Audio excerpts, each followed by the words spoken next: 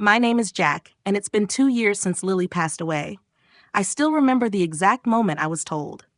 The doctor's face was grim, and his words blurred together, but the one thing that stuck was the phrase, "There's nothing more we can do." It felt like the ground beneath me disappeared, and I was left floating in a sea of disbelief. Lily, the woman I loved more than anything, had been fine just a few months before. We were planning for the future, talking about vacations, dreaming about growing old together. But the cancer came like a thief in the night, slowly, silently, and before we knew it, it was too late. I spent the final months by her side, watching her fade away, helpless.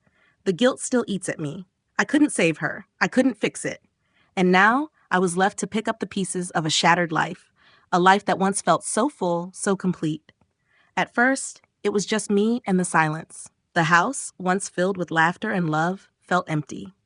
My son, Lucas, was only 15 at the time, and instead of turning to me for comfort, he pulled away, retreating into himself like I had become a stranger. I could see the anger in his eyes every time he looked at me.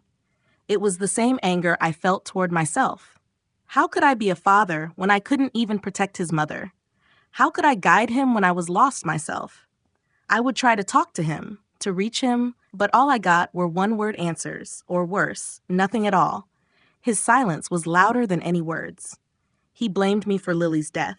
And maybe, in some ways, he was right. I wasn't strong enough, wasn't smart enough, didn't fight hard enough to save her. The weight of it all felt like it would crush me. I spent the first few months just going through the motions, getting up every morning, making sure Lucas was fed, taking care of the house, but there was no joy in it. I was a shell of who I used to be. It wasn't until one Saturday morning in the fall that I decided to face something I had been avoiding: the attic. Lily's things had been untouched, tucked away like a time capsule, and I couldn't bring myself to go through them. It felt like betrayal.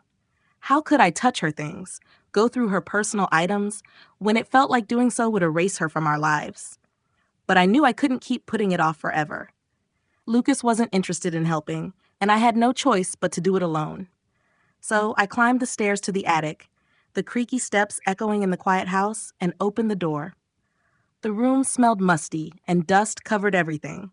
But as I started sorting through boxes, something caught my eye: a small, unmarked box tucked into the corner. I pulled it out, opened it, and found something I never expected: old cassette tapes. Each one was labeled with dates and moments from our lives. My hand trembled as I picked up the first one, labeled for Lucas. I hadn't seen it before. What could this be? I slid the cassette into the old player, the one we used to keep in the living room for family nights. It still sat there, gathering dust, a relic of the days when we'd listen to music together, when the air was filled with laughter instead of silence. I pressed play, expecting to hear a song, maybe one of Lily's favorite tracks from her college days. But when the tape started, it wasn't music. It was her voice, clear, soft, and unmistakably Lily's. My heart stopped for a moment, and I sat frozen, as if I were hearing her speak to me from the other side of the world, not from a cassette tape. "Hey, Lucas," she began, and hearing her voice again was like a punch to the gut. I could barely breathe as I listened. "If you're listening to this, it means I'm not there anymore. I hope you're okay, but I know you're probably not. You're probably angry at me for leaving you, for leaving Jack. I get it." I felt my chest tighten as I closed my eyes, trying to hold back the flood of emotions that the sound of her voice brought rushing back.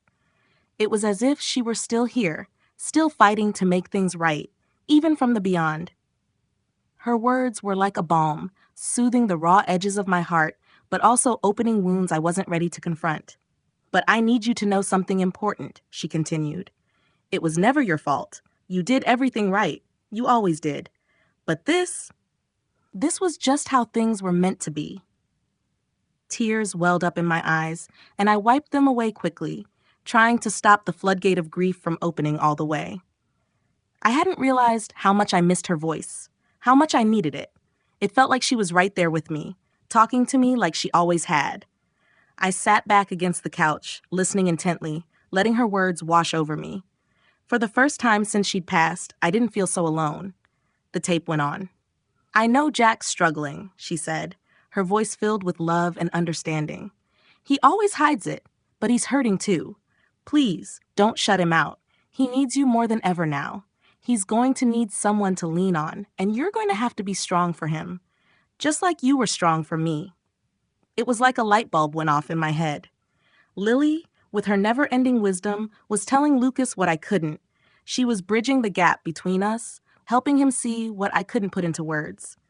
I had tried to reach Lucas for so long, but my attempts always fell flat. And now, here was Lily, from beyond the grave, doing what I couldn't, telling Lucas the things he needed to hear. I felt a deep sense of guilt mixed with relief. I had failed to be the father Lucas needed after Lily's death. I had let my own grief consume me, and in doing so, I pushed my son away. But now, with Lily's voice guiding us, maybe there was hope for us yet. Maybe there was a way for us to heal. As the tape finished, I sat in stunned silence. For a moment, I couldn't move. The sound of her voice lingered in the air, and I could almost smell her perfume, the scent of lavender that had always reminded me of her. I needed to hear more. I needed to feel her presence again. Without thinking, I picked up the next tape, labeled with a date from a few months before she passed, and pressed play. I pressed play on the second tape, my hands trembling slightly as I placed it into the cassette player. I wasn't sure what to expect, but I knew I needed to keep going. I needed to hear her, to feel like she was still with us, guiding me through this mess of grief and confusion. The tape crackled slightly before her voice filled the room again, soft and steady, as if she had never been gone.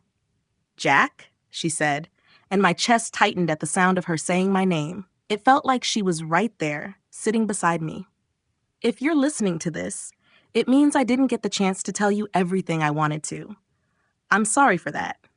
I'm sorry for the things I didn't say, for the moments I didn't appreciate enough. But I need you to know this. You were everything I ever needed. You gave me love, support, and strength even when I couldn't give it back. I don't think I ever told you enough how much that meant to me. I closed my eyes, feeling the sting of her words. She had always been the strong one in our relationship, the one who could handle anything with a smile, and I had taken that for granted. Now, hearing her say how much my presence meant to her felt like a gift, even if it was one I couldn't truly appreciate until after she was gone. "I know you're beating yourself up about everything," she continued, her voice laced with the kind of understanding only she could have. "But you need to stop. You did everything you could for me. You loved me through the worst parts, Jack, and I loved you for that. Don't let this grief take you from Lucas. He needs you now more than ever." Her words hit me hard, harder than I had expected. It was as if she knew exactly what I was feeling, knew that I had been drowning in guilt, convinced that I could have done more. But hearing her speak to me like this, reminding me that I had given her everything I could, it was like a weight had been lifted, just a little.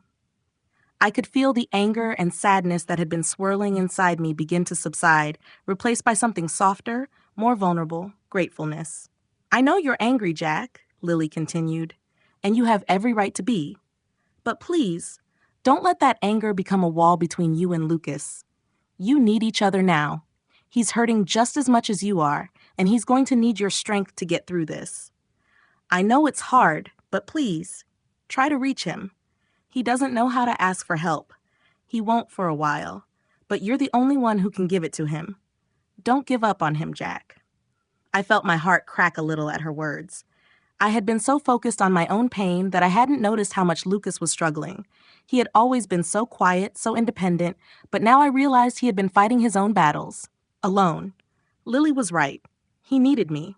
I had to stop wallowing in my own grief and be the father he needed me to be.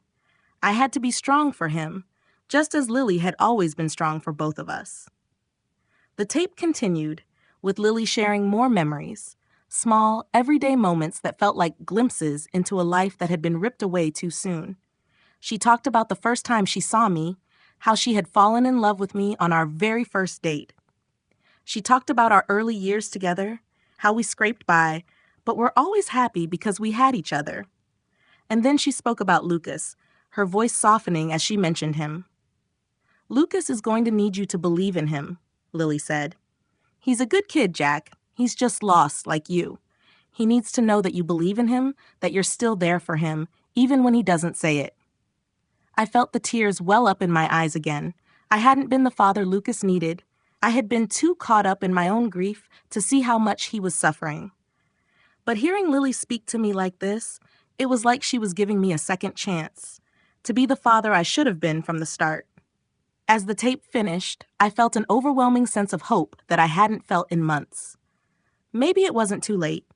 Maybe, just maybe, I could still reach Lucas. I could still fix what had been broken between us. And as long as I had these tapes, as long as I had Lily's voice, I knew I wouldn't be alone in the fight. After hearing Lily's voice again, something shifted inside me. The weight of guilt that had been crushing me for months began to feel a little lighter. She had always been the one to keep us grounded, the one who could make everything seem okay with just a word, a touch. Even though she was gone, I felt her presence again, guiding me in a way I hadn't expected. The anger I had been holding on to for so long, both toward myself and toward Lucas, started to fade. Instead, I felt a deep sense of clarity. The next few days, I kept listening to the tapes, one after another. Each one seemed to peel back another layer of grief, exposing more of the love and wisdom Lily had left behind. It felt like she was there with me, holding my hand through the hardest parts of this journey, showing me the path I needed to take. But the more I listened, the more I realized that Lucas was still the key to everything. If I wanted to truly heal, if I wanted to honor Lily's memory the way she would have wanted me to, I had to reach out to him. I couldn't keep pretending like everything was fine. I couldn't keep waiting for him to come to me. One night after dinner, I decided I couldn't put it off any longer. I knew I had to make the first move. Lucas had been distant, shutting himself off more and more lately. I couldn't blame him for it. I had been just as withdrawn. But I couldn't let him slip away from me. I needed to show him that I was still here, that I was still his father, and that I wasn't going to give up on him, no matter how hard things got.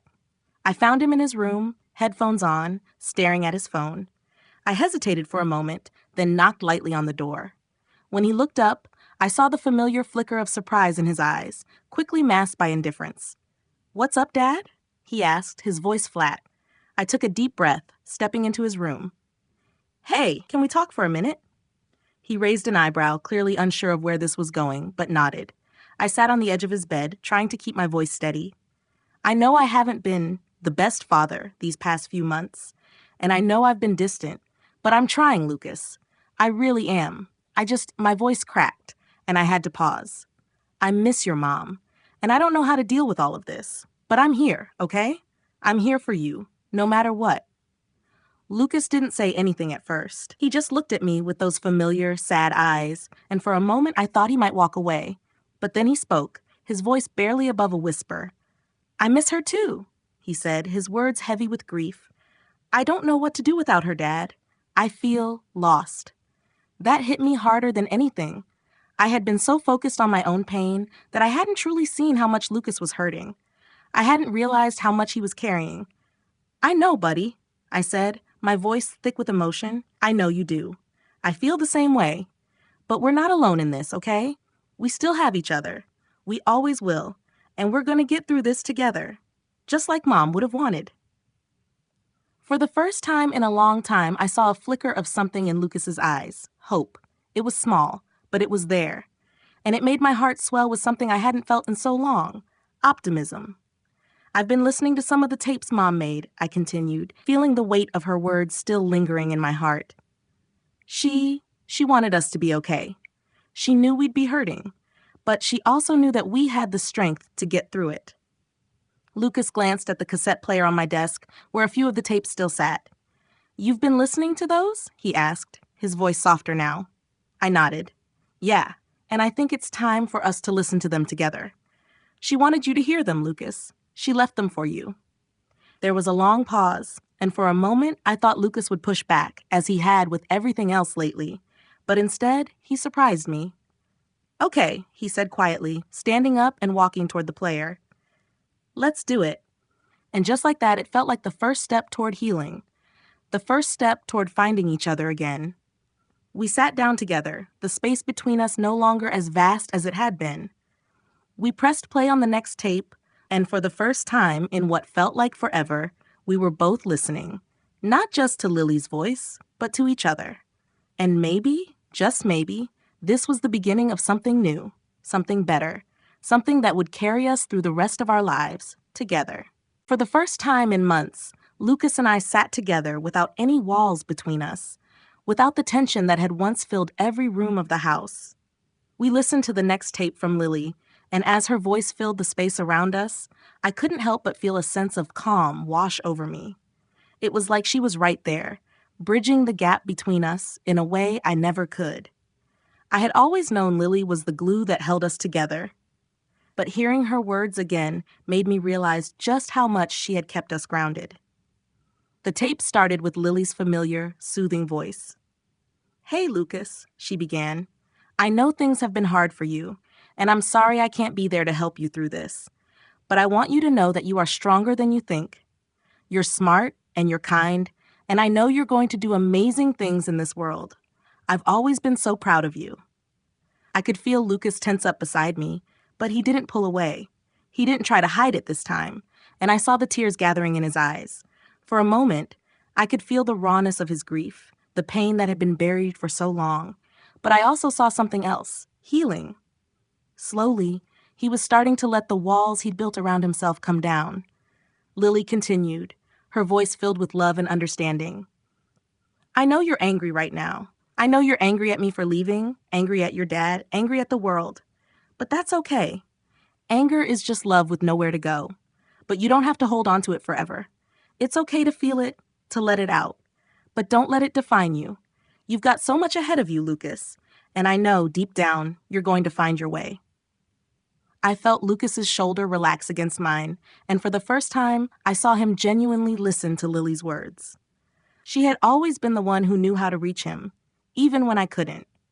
Her voice, even though it was a recording, still had the power to calm his restless heart, to remind him of the things he had lost but could still carry with him.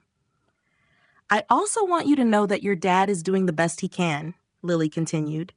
"I know it's hard to see sometimes, but he's hurting too. You both are. But you're not alone in this. You have each other. And I need you to be there for him, just like I know he'll always be there for you. You're his strength, Lucas, just like he's yours." The words hit me hard. It was exactly what I needed to hear. I had been so focused on my own pain, on the guilt that weighed me down every day, that I hadn't seen how much Lucas had been carrying. He had always been the quiet one, the one who internalized everything, and I had missed the signs. But Lily had seen it. She had known, even in her final days, that we both needed each other. And now, through the tapes, she was telling us to reach out, to find the strength we had in each other. When the tape ended, Lucas didn't say anything for a moment. He just sat there, staring at the player, processing everything. I waited, giving him the space he needed. I could tell he was fighting something inside, fighting the need to cry, fighting the need to finally let everything out. Finally, after what felt like an eternity, Lucas spoke. "She's right," he said softly, his voice hoarse. "I've been holding all this in for so long. I didn't know how to deal with it." He paused, and when he looked at me, his eyes were filled with something new, vulnerability. "I'm sorry, Dad. I've been really angry, and I didn't know how to talk to you." I could feel my chest tighten as I fought back my own tears. I pulled him into a hug, finally, the hug I had been longing to give him for months. It wasn't a perfect moment, but it was real.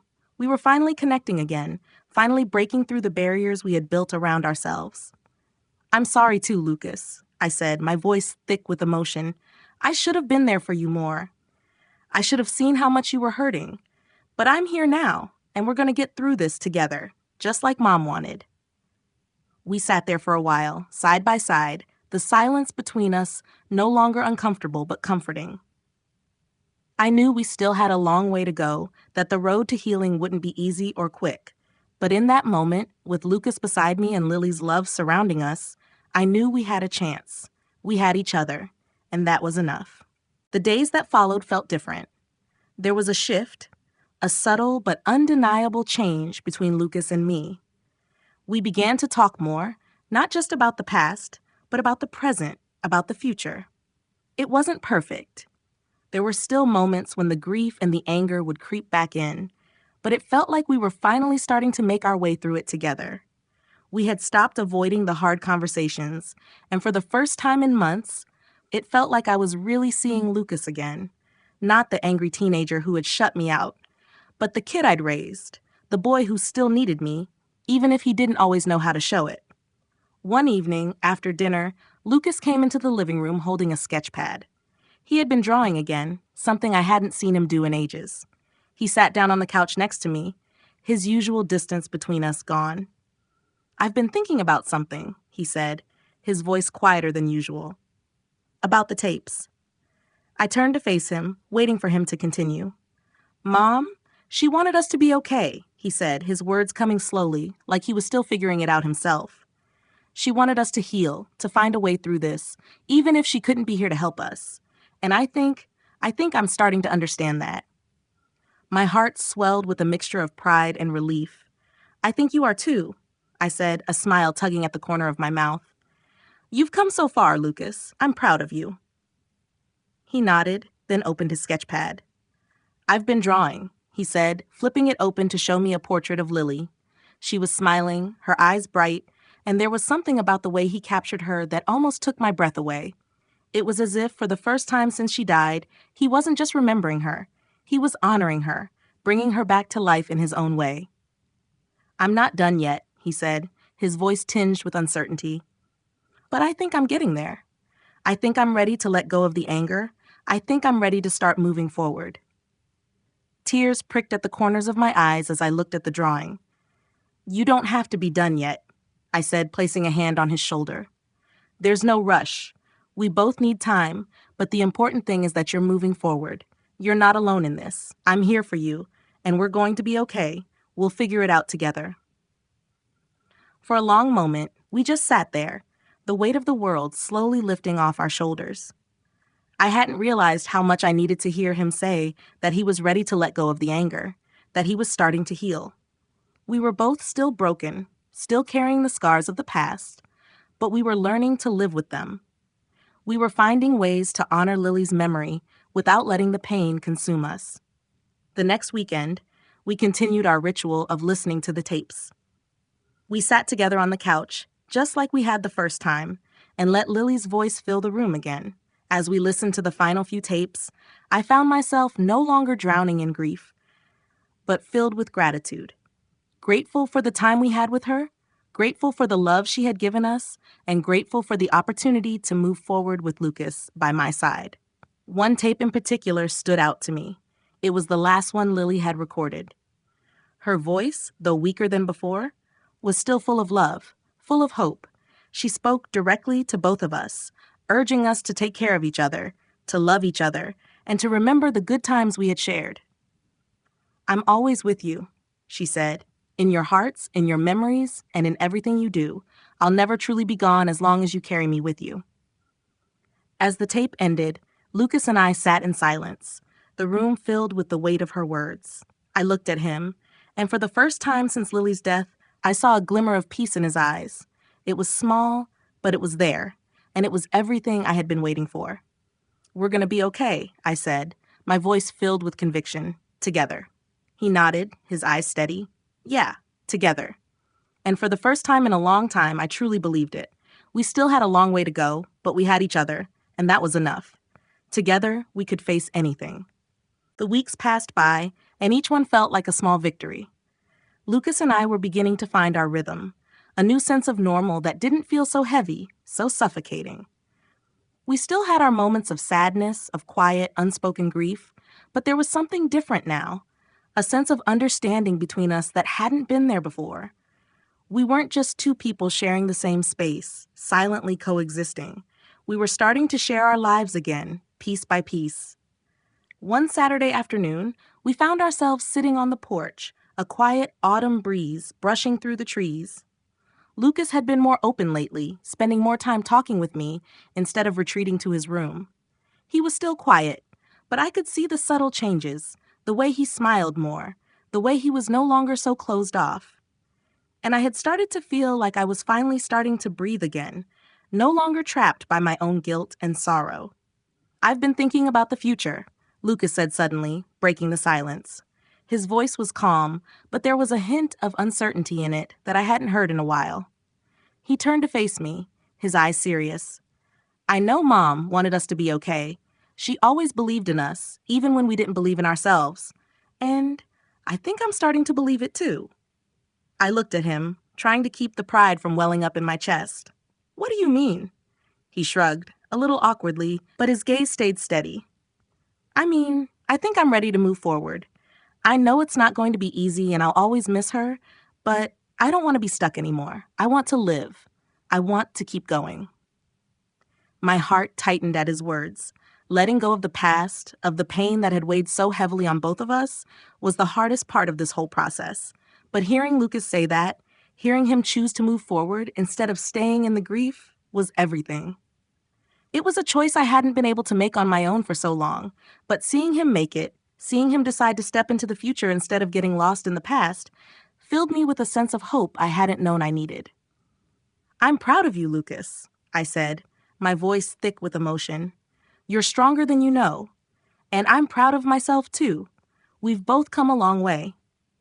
He looked down at his hands for a moment, then met my gaze again. I don't want to forget her, he said quietly. I don't want to just move on and pretend she didn't matter. She was the best part of us, Dad. I know, I whispered. She always will be. There was a pause as we both let that sink in. Lily was gone, yes, but her love, her lessons, her memory would always be a part of us. We didn't have to forget her to heal. In fact, we could only heal by remembering her, by cherishing the time we had together, and by using the strength she had always seen in us to move forward. That evening, we sat down together in the living room, our usual spot. The tapes had become a cherished ritual for us, something that not only kept Lily's memory alive, but also helped us process the complex emotions we had been avoiding for so long. As I pulled the next tape from the box, Lucas glanced at me, a small, tentative smile on his face. Want to hear one more? I asked, offering him the tape. He nodded, and we settled in. The tape crackled to life, and for a moment, I could almost feel Lily sitting between us again, her presence filling the room like it always had. Hey, Lucas, she began, her voice as familiar as ever. If you're listening to this, I want you to know that I believe in you. You've always been capable of more than you realize. You just have to trust yourself. We sat there side by side, listening to her words, and for the first time in a long time, I didn't feel that unbearable emptiness. The gap left by Lily's absence was still there, but it wasn't the thing that defined us anymore. We were starting to redefine ourselves, to rebuild and to heal. We were finding a new way forward, together. The tape ended, and I turned to look at Lucas, his eyes reflecting the same mix of sorrow and hope that I felt inside. We're going to be okay, Dad, he said softly, more to himself than to me. We really are. And for the first time in what felt like forever, I truly believed him. The days kept passing, and I couldn't shake the feeling that something was different. Something had finally clicked. There were moments when I caught myself smiling without realizing it, when I felt a sense of calm I hadn't felt in months. And it wasn't just because of the tapes, although they had played a huge role in opening up the communication between Lucas and me. It was because, in the quiet of our new routine, I had started to truly believe that we were going to be okay. Not just surviving, but healing in our own way. One morning, I woke up to the smell of coffee brewing in the kitchen. I hadn't made it. I knew Lucas had been waking up earlier than usual lately, trying to find a sense of normalcy in the rhythm of our days. When I walked into the kitchen, I found him sitting at the table, a half-finished cup of coffee in front of him and his sketch pad open. But he wasn't drawing. He was staring out the window, his expression thoughtful. You okay? I asked, leaning against the doorframe. He glanced up at me, offering a small smile. Yeah, just thinking. He paused, tapping his pen on the table before looking back at me with a serious look. Dad, I've been thinking about college, about what comes next. I felt a tightness in my chest, both from pride and the bittersweet realization that Lucas was growing up, moving closer to the life he was meant to live, the life we had all imagined together. That's a big decision, I said, walking over to the table and sitting across from him. What's got you thinking about it now? Lucas shrugged. I don't know. It's just everything seems to be changing. and I've been thinking that maybe it's time I figured out what I want to do. I've been so focused on the stuff I can't control, on the things that hurt, and I don't think that's getting me anywhere. I looked at my son, amazed at how much he had matured in such a short amount of time. He had always been quiet, introspective, but hearing him speak about the future, about his desire to move forward, made me feel like I was seeing a new version of him. A version that wasn't just stuck in the pain of losing his mother, but one that was finally reaching for the future, taking control of his own path. College is a big step, I said, choosing my words carefully. But it's also an exciting one. You don't have to have it all figured out right now. I know you've been through a lot, but that doesn't mean you can't take your time and figure out what you really want. I know, he said, nodding. It's just, I feel like I should be doing something, moving forward. Mom always said that if you fall down, you just have to get back up. But what if I don't know how to get back up? The question hung in the air, and for a moment, I didn't know how to respond. But then, I remembered something Lily had said on one of the tapes. Getting back up doesn't mean you forget the fall. It means you find the strength to keep going, even when the road's not clear. And that was it. The answer I hadn't known how to give him until now. You don't have to know everything, I said, my voice steady. You just have to keep going. You've already come so far, and I'm proud of you, Lucas. I'll always be here to help you find your way, no matter what it looks like. He looked up at me, his eyes softening, and for the first time in so long, I saw a glimpse of the boy who had once looked to me for guidance without hesitation. Thanks, Dad, he said quietly, his voice carrying more emotion than I had expected. We sat there for a while, the quiet between us not uncomfortable but filled with understanding. We didn't need to have all the answers. We didn't need to solve everything in one conversation. But we were finally talking, really talking, and that was more than I could have asked for. Later that day, Lucas came to me with a new idea. He wanted to start looking at colleges. He wasn't sure yet where he wanted to go, but he was taking the first step. And that was enough. The weight of the past few months still lingered, but I could feel the future stretching ahead of us, full of possibilities. Together, we would face whatever came next. And for the first time since Lily's death, I felt a sense of peace. It's been a year since Lily passed away, and in that time, Lucas and I have both changed in ways I never thought possible. I often catch myself thinking about how different our lives were when she was still here. But then I remind myself that even though she's gone, she's still with us. Her presence is everywhere, in the quiet moments we share, in the memories we carry, in the way Lucas and I have learned to open up to each other again.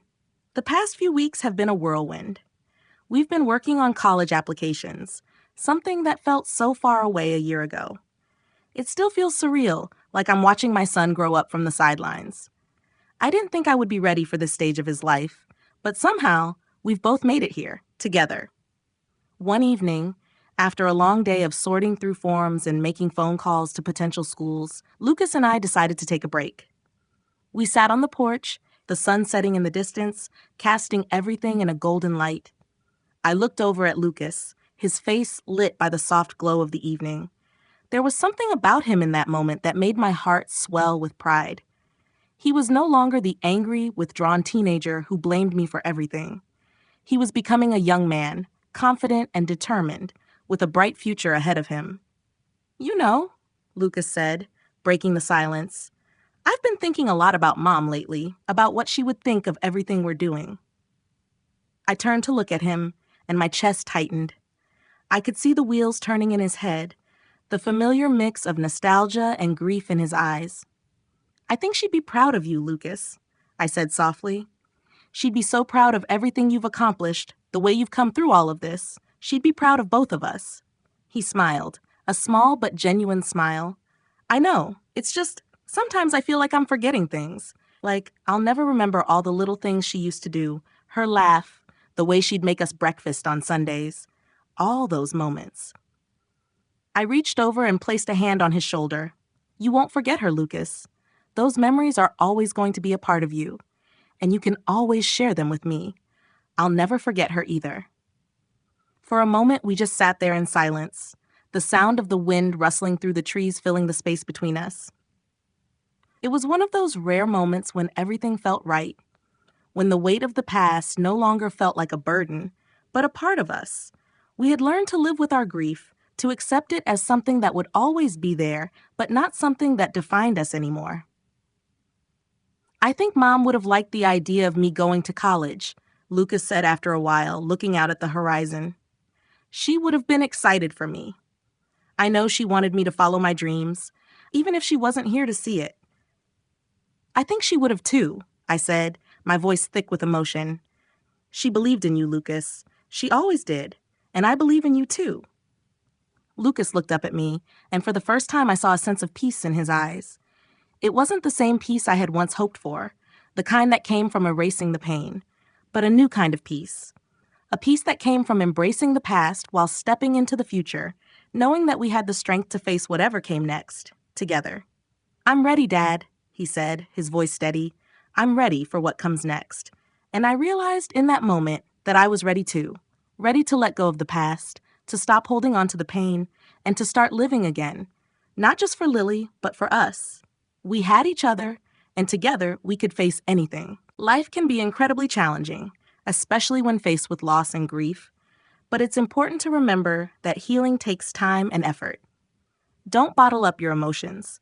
Talk to the people you love, share your feelings, and allow yourself to grieve. Embrace the memories of those you've lost, but don't let the pain define you. Move forward at your own pace, but don't be afraid to reach out for support. Sometimes the most difficult moments bring the greatest growth, and even in the darkest times, love and connection can guide you through. Keep believing in yourself and each other.